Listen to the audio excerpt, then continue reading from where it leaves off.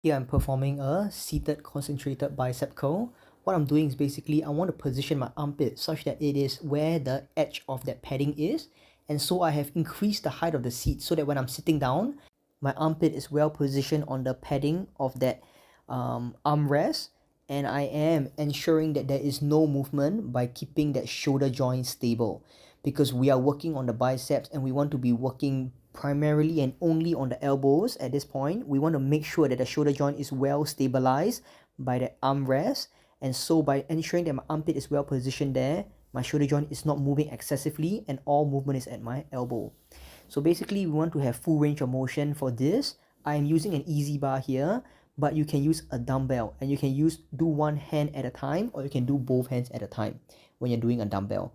But in this case, as I'm doing an easy bar, I'm using both hands simultaneously and I'm lowering down all the way to the bottom and curling straight back up. So most importantly, the bang for your buck in this movement is that we are keeping the shoulder joint stable by having that armrest. So we want to make sure that the seat height is suitable for us to ensure that when we put our shoulder joint at the padding of the rest, we are ensuring that the shoulder joint is stable and not moving excessively, so that all movement is focused at the elbow joint. And when we are doing it, that we want to have full range of motion at the bottom by allowing our elbow to fully extend, and then full range of motion at the top by fully flexing that elbow.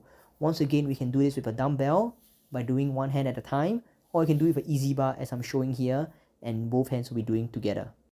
Here you can see another variation of the concentration curl, except that I'm using dumbbells and I'm using it one arm at a time. Now this is a very good way to really isolate weaknesses side to side. So as for me, my left arm is always much weaker than my right arm because my right arm is the master arm, and therefore when I'm doing concentration curls, I can include this variation of using dumbbells and placing my shoulder on the padding instead, and this allows me to really work any deficits that I have in terms of strength side to side.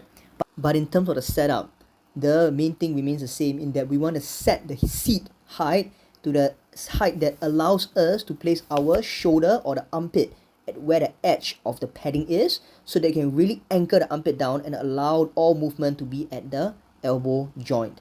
And so this way we really get to isolate the biceps, and we're getting that anchor and stability at the shoulder joint as well.